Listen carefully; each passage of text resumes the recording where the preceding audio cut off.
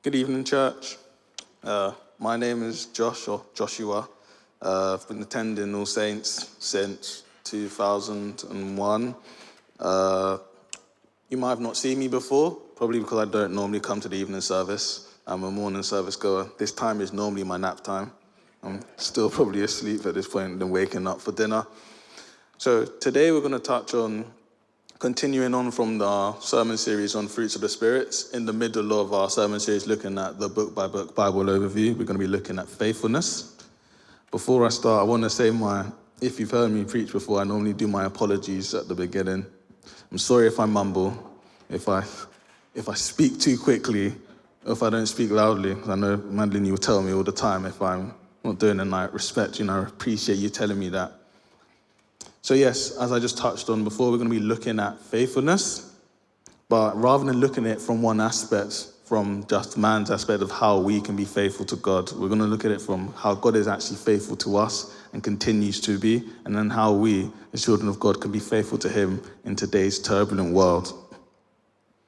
So when Greg originally posed and asked me to preach this Sunday on faithfulness, I sat down and I thought, what parts of the Bible or what story should I say, or anecdotes in the Bible made me think about faithfulness? And one story immediately came to mind. It's a story that if you were fortunate enough, like I was, to attend Sunday school, you would have heard of before. It's Noah's Ark.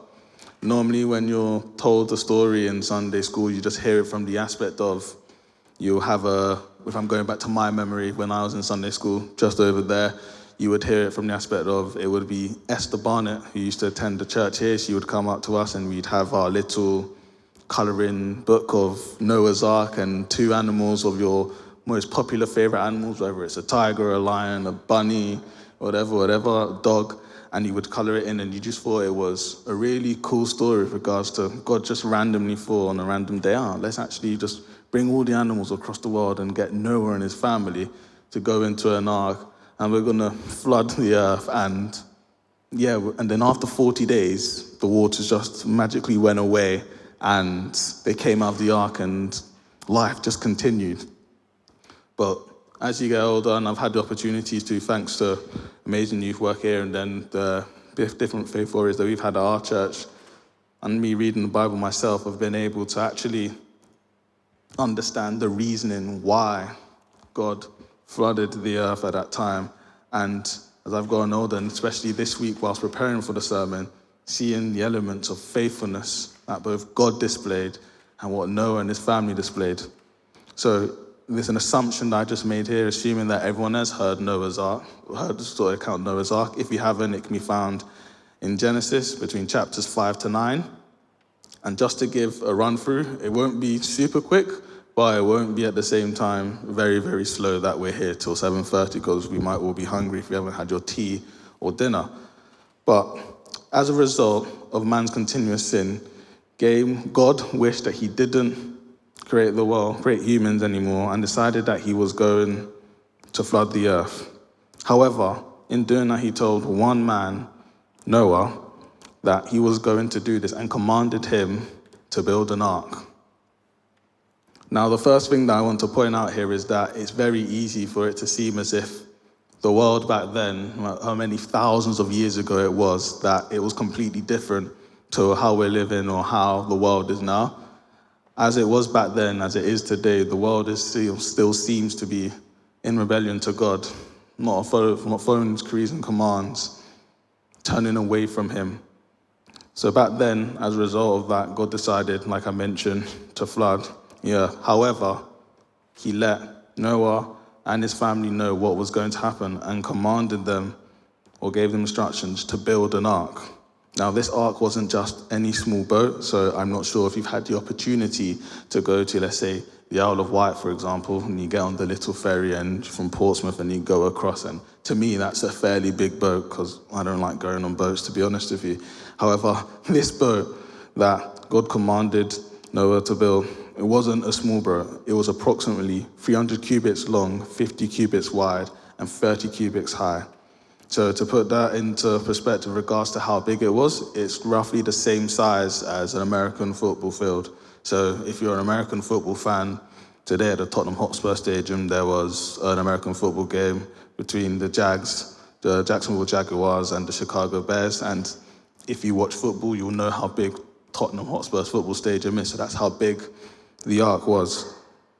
Another aspect that's sometimes missed when we go through Noah's Ark and the story is that when Noah was asked to do this, he was approaching 600 years old. At the time, I'm very sure, and it doesn't say anywhere else in the Bible, he probably was the only person in the world who was building or going to build something that big for something that seemed insurmountable or what wouldn't happen. It's very easy at that time that maybe his friends, his other families, though it's not stated in the Bible, but if we're just going off how we as man sometimes treat other people, if we see them doing something particular that's not really normal, what we deem as normal in today's society, to maybe be laughing at him or questioning him. However, despite all of that, Noah remained faithful to God and what he said. He put his trust in him. He didn't let his age or the circumstances around him determine whether he was going to remain faithful or continue to be faithful to God. He was obedient and was just faithful to God. It's also important to take into consideration the physical and mental toll that it probably would have taken Noah. It's very easy, again, like I said, when you read the story, just holistically, just reading it, that you would think, it's something that started on a Monday and ended on the Friday. As I've mentioned just now, you heard how big the Ark actually was, how much manual physical work would have probably had been taken to do that, getting the different parts of timber or wood to build the Ark, logging it across to the place in which it's going to happen. And during that time, continuously having faith in God and not doubting him, trusting his faithfulness towards him, that God is a good God. So just as God said, the flood did come. But before it happened, he called all the animals 2 by 2, and they came to the Ark. And as well as that, what's normally forgotten is also ceremonial clean animals used for sacrifices after the Ark, but that's me getting ahead of myself. And then the flood did come, and the whole of humanity was wiped out. Now, if you're interested in hearing, because I know obviously in today's society and how we think normally it might seem insurmountable that something like that could happen, I'd recommend, there's a YouTube channel called Answers in Genesis, in which they actually go through literally how two male and female, a very single species of animal, could have come to the Ark, and the fact of obviously genetic mutations that, let's say if you had a horse, it could eventually become, because of genetic modification, become a zebra, and et cetera, et cetera. So it's not as if we had a kangaroo and a giraffe, we had a horse, a zebra, donkey. We had one of some particular animal within a specific animal group, and as a result of mutations, that's how we had the different species of animals now. But again, that's me just going ahead of myself. So whilst they were on the Ark, another thing that's normally forgotten or not highlighted is that it rained for 40 days and 40 nights. And after it rained for 40 days and 40 nights, Noah's family didn't hear anything from God. It was silent. So I'm trying to picture that and put that into terms of how would we deal with that in society today. We normally, like Bidju, if you had the opportunity to come to our morning service today, Bidju spoke on Isaiah 40 and he spoke on unanswered prayers and how we get sometimes tetchy and anxious when God doesn't respond to us. Now, if we were to put ourselves in Noah's shoes, we were in an Ark. If we actually know, let's even go back all the way to the beginning and just recap quickly. We've been told that a flood is going to come, destroy potentially all our family and friends and our way of living. But you need to build it. You know that society at the time will probably laugh at you, think that you're weird. You're now going to stay with animals. Trust God, you have enough provisions and food to survive not only the 40 days and 40 nights that the waters came and the earth was flooded, but then also the amount of time that it took for the waters to recede. And then when you even get and the Ark lands eventually on Mount Ararat, you still have to be faithful and trust God that he is there. He hasn't forgotten you. That's one of the key points, one of the first key points I actually want to touch on. No matter what you're going through today in life, in society, I know sometimes as a Christian it can kind of feel isolating, like with regards to how we view life, how we believe we're called to live, how we view God and fundamental truths we believe in. that even though it might seem that we're by ourselves, we're not. We should remain faithful to God. And God is a faithful God who always remains faithful to us since the beginning of the age. And that's his nature. So the flood we've gone from creating the ark. The floods have come. God has said absolutely nothing to Noah at that moment in time. The ark has landed on Mount Ararat. They've now come out. And this is the next aspect of faithfulness that's evident in Noah's ark and displayed by Noah again. It's trusting that everything will be okay on the other side. See, society, it's very safe to say that once they came out of the ark, everything they knew, their way of living and life would have changed drastically. If God was to say to us today, I'm going to pick you up and put you somewhere else, or I'm going to do a massive U-turn on society, would we be comfortable and trust him enough and remain faithful to him, obedient to him, that he knows what he's doing, that God is good, that even in our aspects of the way in which society portrays it, what is good and what is right and what is wrong, that the determining factor is God, that he is always good, that he is always faithful to us. And Noah displayed that with his family, because the first thing he did once he came out of the ark and all the animals left and they covered the mass of the land and they traveled was that did a sacrifice with the ceremonial clean animals. Again, if you were wondering where those animals came, Answers in Genesis, I do recommend it. Do give a really in-depth analysis on it. It's about an hour and 30-minute video on YouTube if you're interested in watching it. And after this is gone, we then see God's faithfulness at hand, proving that he didn't forget Noah or his family whilst they were in the ark.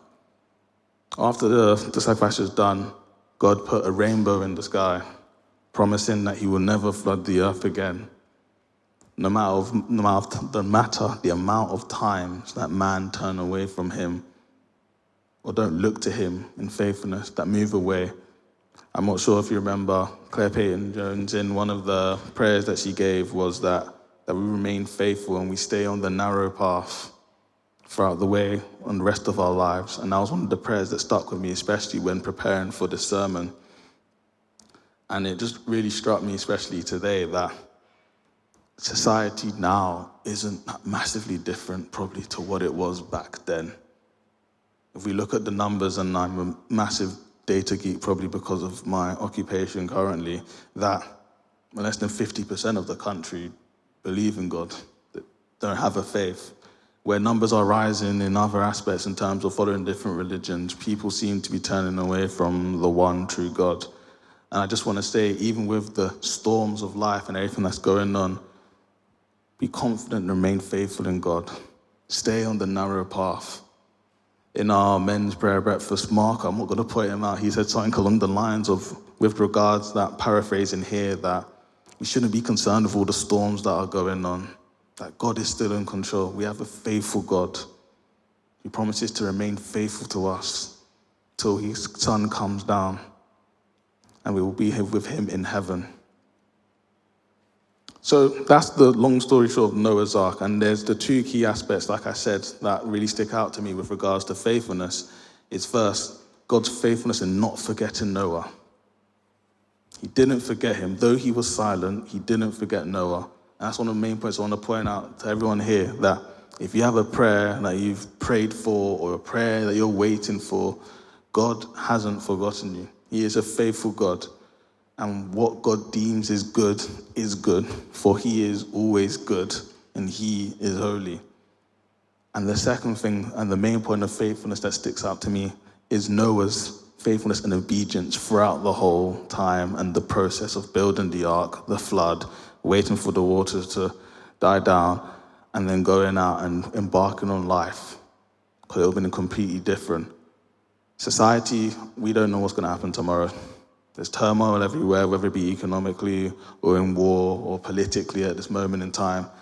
However, as Christians, we're called to trust God, no matter what the outlook looks like. And I know it's easier said than done, and here I'm preaching to myself because I don't know what the world will look like probably next year, or what's going to happen with conflicts that happen, whether all of us will be drawn into wars or whatever. I just think that it's important, it's timely that today's sermon on faithfulness draws us back to God. that we shouldn't put our faith in man, but put our faith in God, no matter what is going on. Now, the second part of the Bible that really touches on faithfulness to me and really stuck out, and it was actually originally the first point that I was going to do the whole sermon on, was on Hebrews 11. So in this letter, I almost look at it as like a closing statement as to why we should follow Christ and believe in God and remain faithful to him.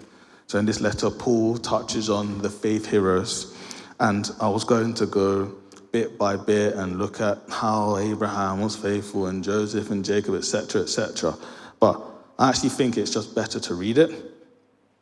And the translation I'm going to read it from is the NCV. It's the one that I use for my own independent Bible studies. I think it's the clearest to understand. And for NIV, it might be difficult at times, or King James. So I think this is the clearest one. So I'm just going to read literally chapter 11. It's not too long. But one thing I want everyone in the congregation to think of whilst I'm preaching is listen to the actions of the men of faith, the faith heroes. So I don't know if you want to follow it. I don't know if Jonathan will put it up on the screen because there'll be different translations, but I'll give it 10 seconds and then I'll start reading Hebrews 11.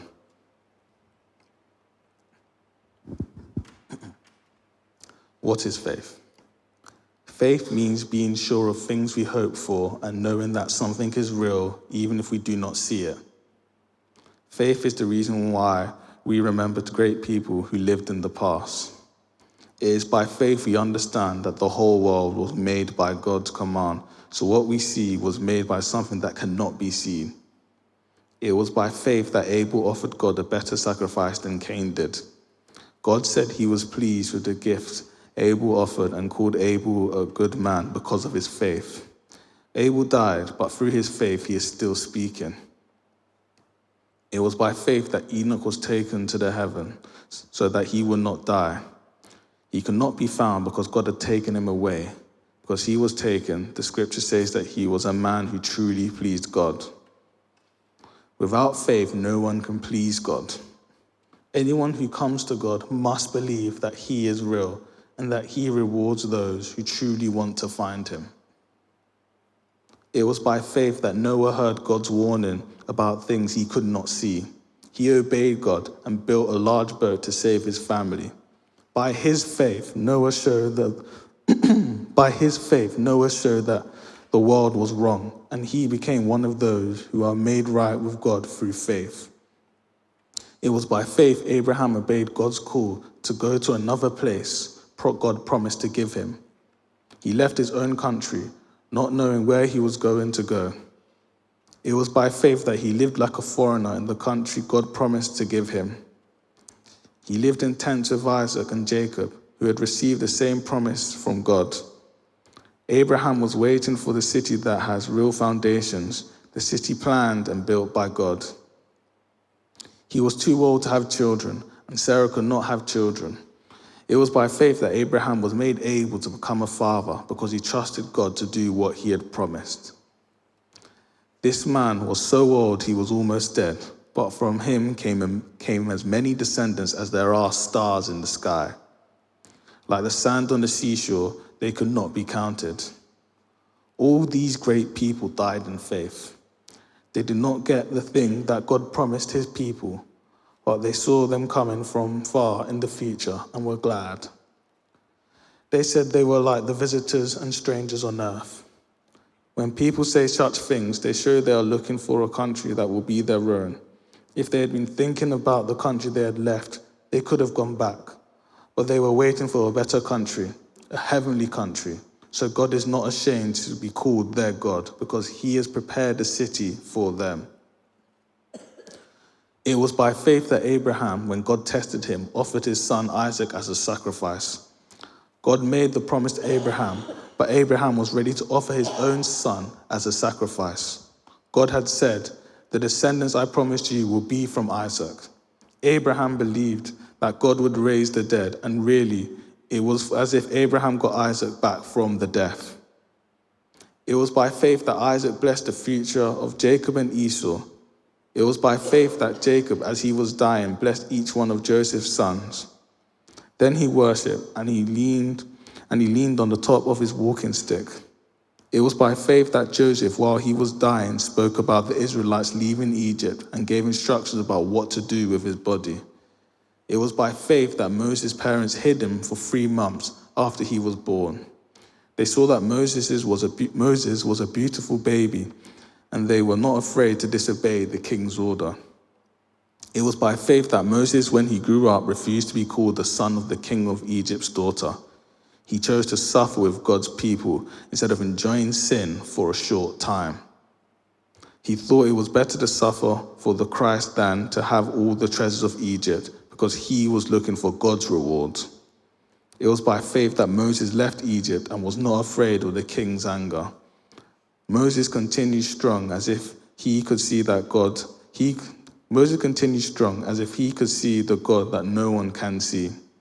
It was by faith that Moses prepared the Passover and spread the blood on the doors, so the one who brings death would not kill the firstborn sons of Israel. It was by faith that the people crossed the Red Sea, as if it were dry land. But when the Egyptians tried it, they were drowned. It was by faith the walls of Jericho fell after the people had marched around them for 7 days. It was by faith that Rahab the prostitute welcomed the spies and was not killed with those who refused to obey God. Do I need to give more examples? I do not have the time to tell you about Gideon, Barak, Samson, Jephthah, David, Samuel, and the prophets. Through their faith, they defeated kingdoms. They did what was right, received God's promises, and shut the mouths of the lions. They stopped great fires and were saved from being killed with their swords. They were weak, and yet they were made strong.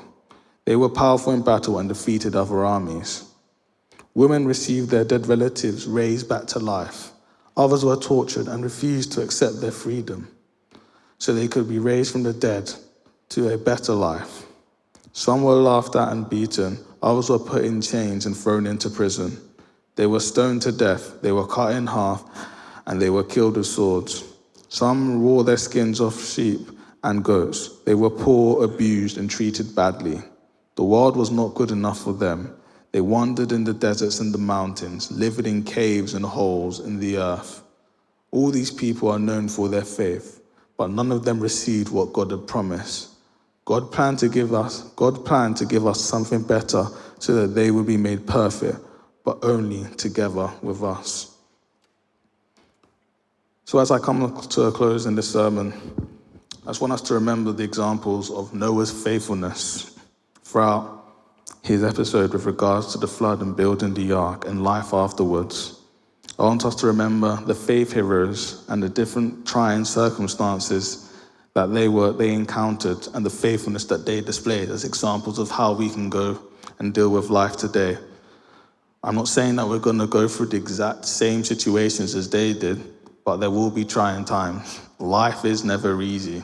Even though sometimes in society it's portrayed that it's always supposed to be easy, it won't always be easy. And being a child of God, we are to remain faithful to him, for he is faithful to us. And before I invite Jonathan back up to close and worship for the rest of the sermon, there's one song that's literally been sticking in my head. And it's interesting because as soon as I came in, Grandma Nesta at the back was actually singing it to me. It's one of the songs that when Mummy used to take us shopping or we would go to football, we would always hear it on the cassette tape. So I'm kind of showing how old I am. I'm not like a CDs or DVD, I'm like a cassette baby. And and the lyrics of the song, I'm not going to sing it to save you, but it's a song by The Mandate. It was released in 1999. It's probably called Faithful One. You've probably heard it. And just the first verse and the chorus is what really stands out to me. So I'm just going to read it. And it goes, faithful one, so unchanging, ageless one, you're my rock of peace, Lord of lords, I depend on you. I call out to you again and again. I call out to you again and again. For you are my rock in times of trouble. You are my rock in times of trial. You lift me up when I fall down. All through the storms, your love is the anchor, and my hope is in you alone. So as we leave and we go into the working week, or if we're at home or whatever we're going to encounter this week, let's remember to remain faithful to the one true God who remains faithful to us always. Amen.